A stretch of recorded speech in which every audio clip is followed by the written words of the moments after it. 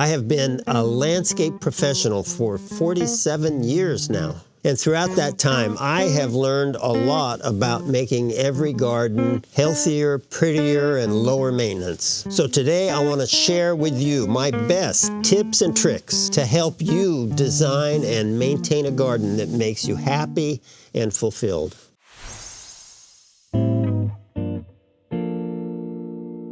The most important part of landscape design, creating spaces. It can be something as simple as a bench and a seating area, or it can include a small water feature of some type, or a fire pit. There can be an element of it that you have a little extra, something that helps you make that space special, or it can just be under a shade tree. Think about your landscape, your front and your backyards, as a series of spaces or segments. These spaces can be very simple and inexpensive, so you don't end up with a real complicated, expensive final product, but you end up with something that you use every day and that's appealing and attractive, not just something to walk through to get to your front door. Your challenge shouldn't be to make the garden natural. Your challenge should be to make the garden so that people in it will feel natural. That is speaking directly to how you use the garden. It's not like you should look at this garden and say, we want it just like that. This is specifically designed for how these owners use the garden.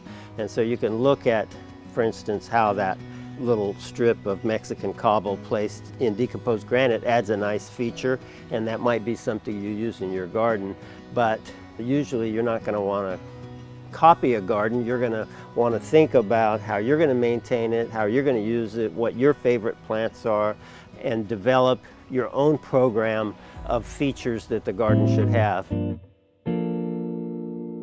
There's actually only a few things that are really useful in landscaping and gardening. I'm going to show you one of my favorites, which I think nobody should do without, except that most people don't even know what it is. So basics that you all know about: a broom, a couple different kinds of rakes, like a hard rake and a leaf rake, shovels of different sizes, even little hand shovels. There's no tool in our own work that we use more than what we call a sharpshooter.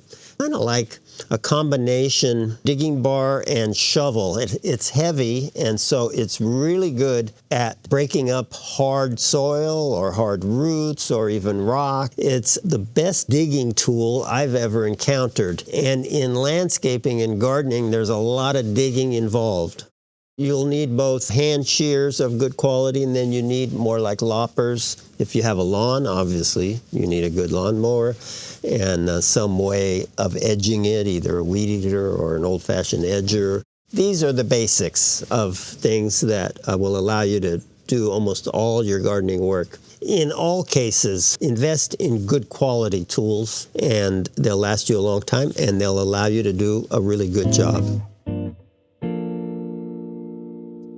Now, what if I told you your garden and landscape could look even better if you stopped trying to over-control it? Let me explain. It's really important to select your plants properly so you don't have to constantly be pruning them and you don't have to constantly be worried about them. How about if we get away from clubbing our plants into submission? When we club our plants into submission, there's nothing special about them. They just look like cubes and circles and rectangles. Maybe you should be thinking about what plants you can use that we can allow to attain their natural form. And natural forms in plants and trees are way more attractive than plants and trees that have been hacked at and brutalized. And there are appropriate things to clip, but we don't want every plant in the garden to be a shape and look nothing like what the plant grows into. So that takes a little research and special selection of plants that don't get too big for their spot and aren't destructive, and that's what I would advocate for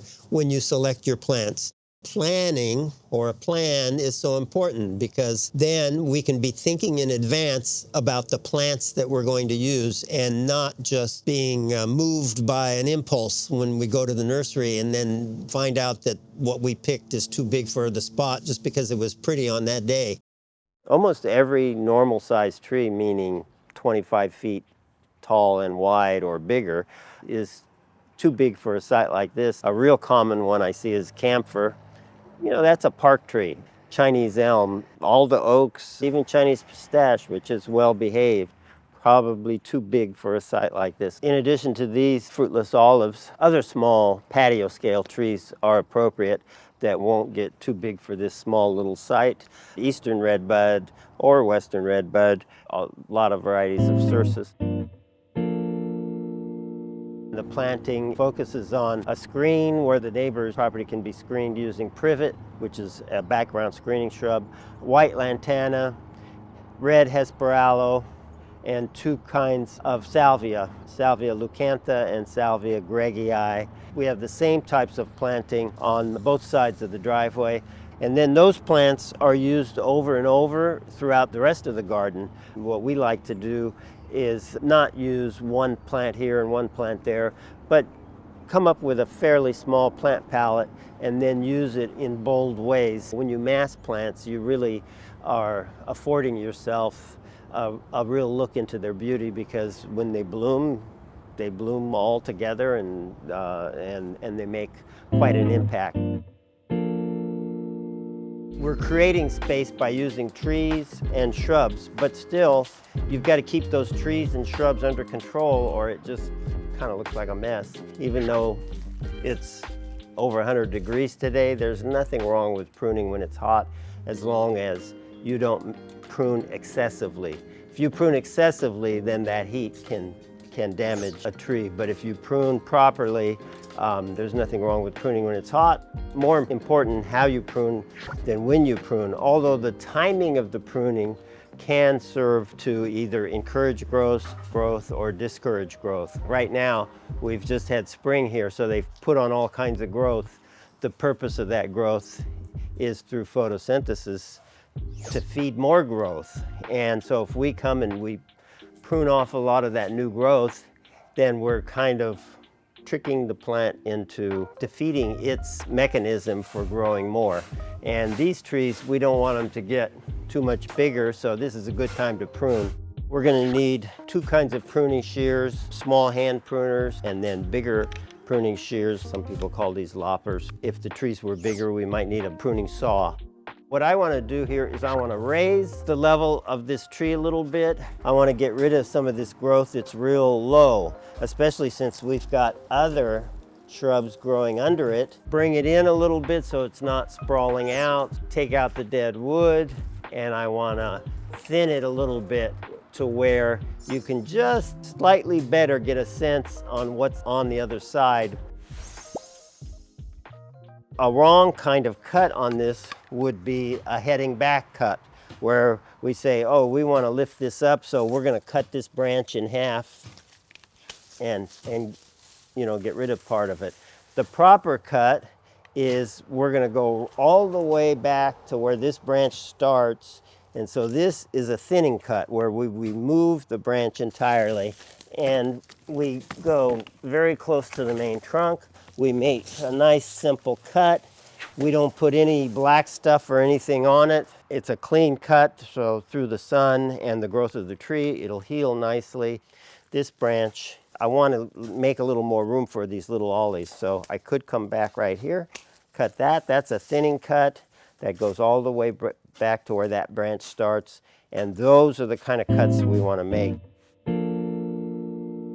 The next thing is a layer you can add to your garden, which will completely change the way it grows in a positive way. I will tell you exactly where and how to use it. Frequently overlooked is the importance of top dressing mulch. It's actually a mini miracle. What top dressing mulch does for your soil is protect it. It also allows it to break down and enrich it. It also conserves moisture, and all of these things go into making it ecologically positive and an important part of growing an environmentally friendly landscape and garden. This is not necessarily something that you can just do one time. You need to refresh it and renew it every few years. It's important in terms of the health of your soil and the health of everything you're growing in your garden. Another big benefit of it is weed suppression. It's incredibly effective, minimizing the need for any kinds of chemicals and such. And if you train your yard yard that way, over time you can end up with a well-trained yard that doesn't have weeds, that has healthy soil, that doesn't need a lot of water, just because of the benefits of that top dress.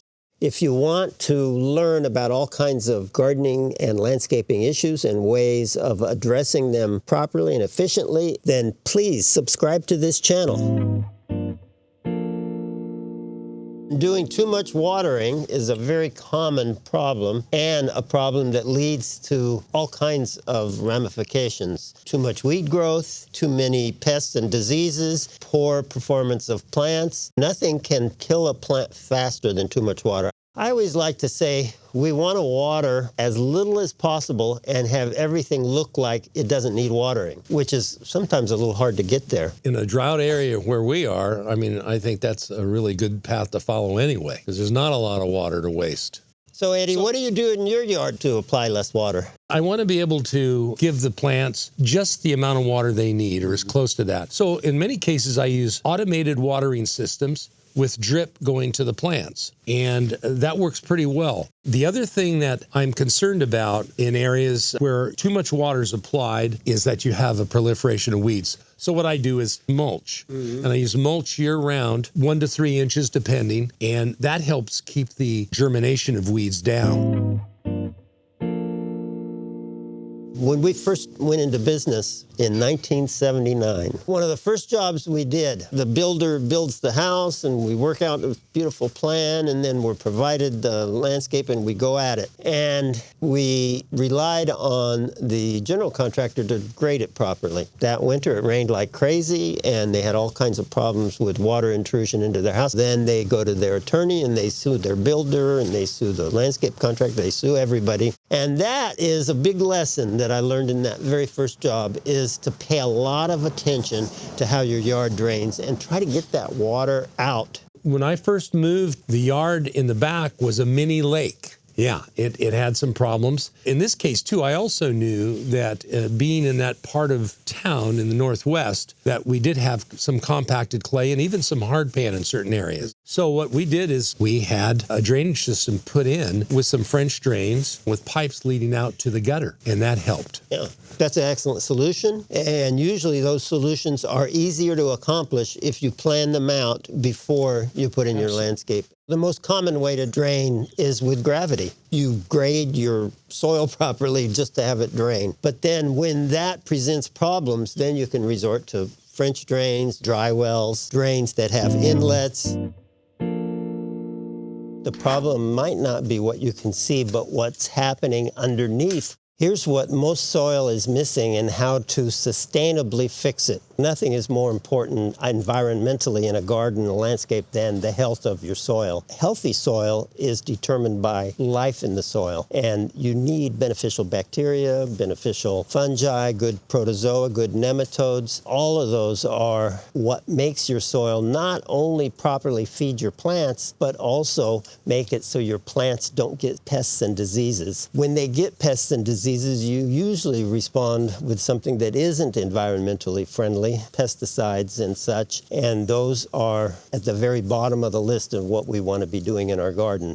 The best way to make sure your soil has beneficial life is with products like compost and earthworm castings, or our concentrated products, which are formulated specifically for this purpose. We want soil that's environmentally friendly, ecologically positive, and that allows you to garden without having to use chemicals.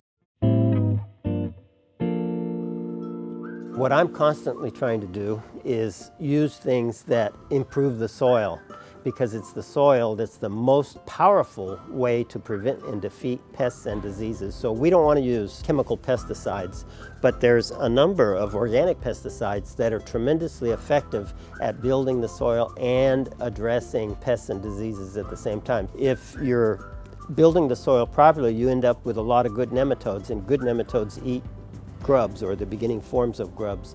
And so if you have a healthy soil, usually you won't have a grub problem. Now, to get there, sometimes it takes a while and you don't want to put up with grubs. Look into using our products plus the use of beneficial nematodes. Some other products that are natural pesticides that work fantastic is like BT, stands for Bacillus thuringiensis. That's made from a beneficial bacteria that is effective for a lot of pests. And then also spinosad, which is similar to BT in that it's made from a beneficial bacteria, also effective on a lot of pests and works pretty quickly. There's a range of organic solutions that build soil while they address your pest or disease. And that's what I would look to do, starting with the beneficial nematodes.